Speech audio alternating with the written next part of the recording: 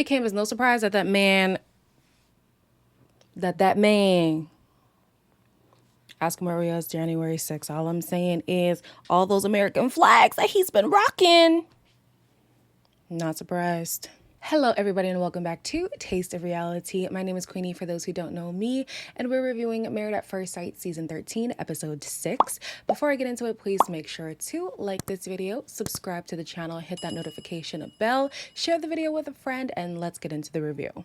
Obviously, Michaela and Zach are still separated, so there's not much that we can talk about on their end, but the couple that I have the least notes on are Brett and Ryan.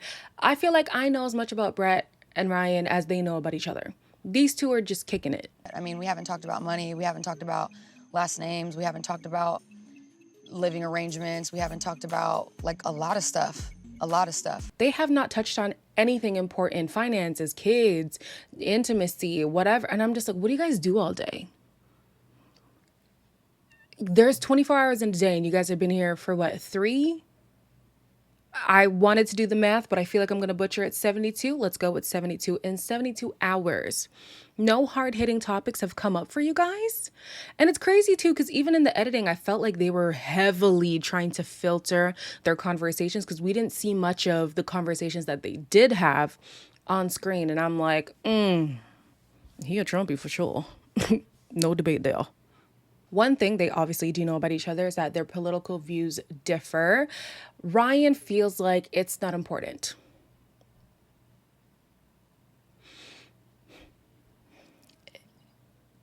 Listen, I live in Canada, okay? So, of course, politics are different. However, it's still important. And that's not to say, Republicans can't find love and Democrats can't find love, but sometimes they can find it together. But if you're going to be together and you think that the difference in opinion on politics is not important, red flag. They, like I said, they did skim over their conversations this episode, but it seems like he's more concerned about fiscal gain and she's concerned about social justice. The same situation happened with Eric and Virginia last year where, and on Virginia's side, she had her own social justice movements that she was a part of. And also her sister was somebody who benefits from those kind of social justice movements. And the fact that he didn't agree was a point of contention for them. And it's going to come up again. Although Brett seems to be a little recluse these couple episodes, she does seem like a boisterous person. And I do think that it's going to come to a head for sure, especially since the times that we've been living in as of recently have caused a lot of political talk, whether or not you are political. Even apolitical people have had to speak on something in a political sense. And with COVID, there's a lot of that going around as well. So I wonder how this is going to play out between the two of them. I still believe that he doesn't like her. I'm just not feeling it. If he does, he's got a really weird way of showing it, but I don't think he likes her, and this is only going to make it worse. So another couple that doesn't really care about politics, well, one side is Gil and Mirla. Before I get to that, though, Mirla is still not on board with changing her last name. So what about if you put Mirla Feria de Cuero? Mirla Esther Feria de Cuero. I don't think that I'm like that aspect of the Mexican. That's just really long to me. Like, what would people call me? Come on now. I feel like something like this, you just give it time, especially because of the process that you're in. Give it time. A lot of people have accolades that are tied to their maiden name, and it's hard for them to want to change that. Hyphenating was an option, but like she said, it is long. It does kind of sound like excuses coming from Mirla, the way that she's been introduced to us, but I feel like these are valid concerns that she has. And Gil goes on to say, I thought compromise in marriage would be easy. Baby, who's been teaching you about marriage? I'm not married, and I know. Even if you love the person, compromise isn't always easy. Somebody has been selling Gil this idealistic version of love and marriage, and that's great to have hope. But reality is, it's not always like that, especially when you have somebody who, is a piece of work like Mirla. Okay, so on to the political stuff. He basically, his stance is policy over party, right? And, especially when they go into their money story, it doesn't even make sense to me because I'm like, Gil, at the end of the day, the person who you're caping for would not care for you then and will not care for you in the future. But okay, we're going to move off politics because I don't know a lot about politics. I just know that in the same household, yikes. Okay, that's all I'm going to say, and I'm going to move on.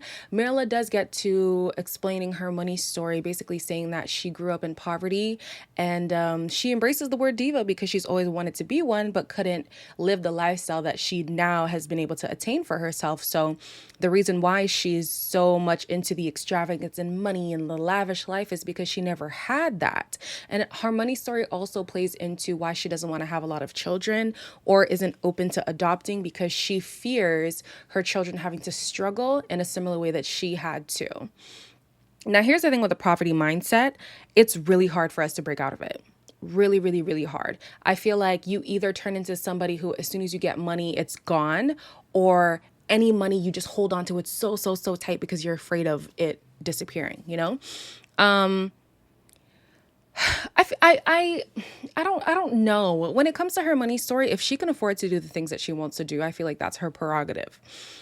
Now, if it's a situation of they actually do want kids and they're in a union together, and then the fear of not having enough stops you from having children, this is a conversation that they're going to have over and over and over and over and over again. 7 to 8 kids, Gil, relax. You're doing a lot. Okay. One of my favorite YouTube families actually is pregnant with their 7th. And even they're like, okay, yeah, it's not easy. And they love each other. Y'all don't even know each other. So careful. Yeah, I just, something about Gil. I don't know why he has this idealistic view of relationships. And to think that you're 35. He's the one who's 35, right? There's only one guy who isn't 35. He's 35, and he's gotten to this point where his ideals have not come to fruition. Why now did you think that somebody who's also up in age, who has decided to come into this process, is going to be like, yes, let's do the picture perfect, consummate the marriage first day, let's get pregnant on the honeymoon and all of this stuff. It's not going to be a problem. Why did you think that? It's not connecting for me. Being grown as you are, I feel like even the window and hey, geriatric pregnancies happen all the time. I hate that word, but that's what it is. The window of even having 2 children is closing. It's closing. So, yeah, sir, I'm gonna need you to change your mindset because it's not gonna work with anybody, especially Mirla. I'm going to move on to Rachel and Jose. So the topic of things to do before kids comes up. And Jose basically shuts down anything extravagant. I still want us to continue to learn and grow and travel together. But then again, if we want to have kids, you want to do that in a state where, okay, we're going to prep for kids. He says he wanted somebody who was on his level financially. And I do think that Rachel is there. I just think that the way that they handle money is different, He strikes me as somebody who, not strikes me as somebody, because he has said it. He loves control. He wants to have a hold of all the finances, hers included, and then decide what is left over for her to pick from, even though she brought it to the table. That works for some people. It's not going to work for these two. I feel like since she's willing to learn about budgeting and, getting a better hold on her finances, taking that liberty completely away from her is just going to cause unnecessary drama. She's already willing to have a joint account. Just let that be that. I also think he did suggest a happy medium of saying, well, we can go to Vegas or, do things that are a little more local so that we're not spending too much money. But again, I feel like it comes from the poverty complex that most of us were raised in, this fear that if I spend this money, it will not come back. And unfortunately, it hinders us from enjoying the things in life. And with them being newlyweds, with them having time before wanting to have children, this is the time to do these things that you may not be able to do once you have children, at least small children. Then when they get older, you can do these things again with them and create new memories. But to kind of box yourself in when you don't have to, I feel like it's doing a disservice to your marriage. So out of all the couples, these two are definitely the more affectionate ones. However, intimacy, they have a different stance on it. So for Jose, he feels like his boxes have to be checked before he goes there physically with her. I didn't want to say this, but I'm going to say it. Okay, I didn't want to say it, but I'm going to say it. I feel like he feels like he has to prove his masculinity. I don't know why. But every episode, something about intimacy and masculinity and like things have to be right. It just, something in me, and I'm not trying to question his sexuality. None of our business. Who cares? Okay. I just think his perception of masculinity is skewed. Not completely his fault because society has baited us to think that way. But there's a lot of things where it's like he has to prove like he's so lovey-dovey, touchy with her, and that could just be him. But to me, it kind of looks like, now this is what a man does. I have to do this because I'm the man, provider. I'm that guy. Why? I want to get to the root of why. Maybe it'll show up later in this season, but hey, he's not the first to be hesitant to get intimate. We had Ryan from last season, and it turns out they were already having sex even when on camera they said they weren't. So yeah, they can work out an intimacy thing, but I keep an eye on his equation to what makes a man masculine. All right, Johnny and Bao are the last couple. Bao was really milking the snoring thing, bro. When you first brought it up, I thought you were kidding. I thought it was an overreaction. The scary thing was like, are we gonna have arguments about stuff like this? Petty things to you. Yeah. I know, I could tell. Johnny says this would have been a red flag if they were just dating, and I feel like even in marriage, it's a red flag. The fact that she's able to blow up things that should not be things in this relationship is giving me juvenile. It's crazy because she's so well accomplished. She's so meticulous in her life. Yet it's these little things that seem like the childhood bullying just really has a hold on her. So Johnny says, hey, I want to let you know that whenever we get to a point where intimacy is growing, you seem to shut it down with petty things. And it's true. She does do that. It's looking like you might need to talk to a therapist. They did say that they're good at communicating with each other. Awesome. Communicate with a therapist as well. Yeah, because the things that she chooses to die on a hill for are so trivial, to be honest with you. The snoring, I get it. It's embarrassing sometimes. But you're going to be sleeping every night, God willing, if that's for you, with this person. So you're telling me you're going to be insecure about this till the day you die? Baby, speak to somebody about that. Speak to somebody about that.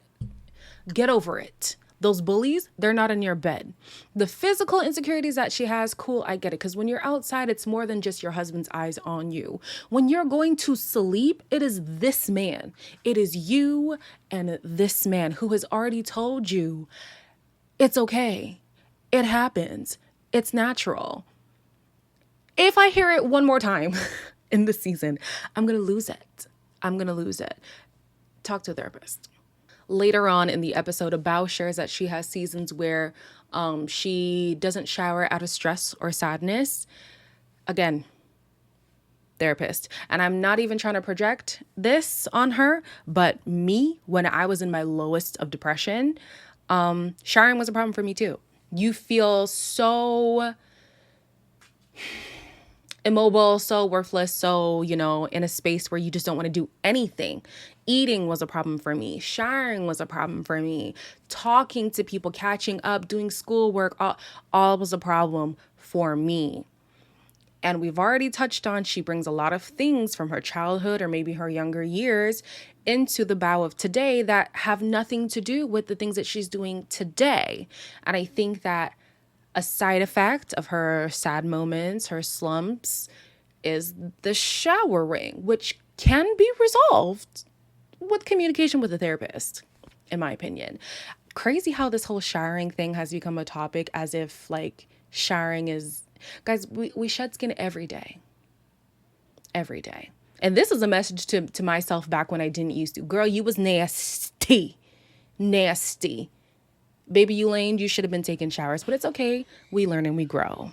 The last little thing about them, which was so endearing, is that Johnny's father has finally come to peace about the Married at First Sight experience. He's glad that she's Asian. He's glad that it has worked out. He gave his blessing, which is awesome, especially because Johnny was really, really holding on to the judgment of his father, and the fact that he's on board at least alleviates that stress from their plate.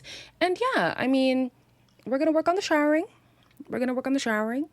But hey, daddy's on board. Things are looking good. It's looking good. They're my front runners, so I need them to work out, okay? Next week's episode is the moving in, the reunion between Michaela and Zach. Gil and Johnny look like they're ready to check out. And Hurricane K is starting to flare up. In my opinion, guys, I feel like we should have been like 2 weeks into the marriages by now. Lifetime, you're dragging it, okay? You're doing the most. Anyways, until next week, please make sure to like, comment, share, and subscribe, and I'll see you then.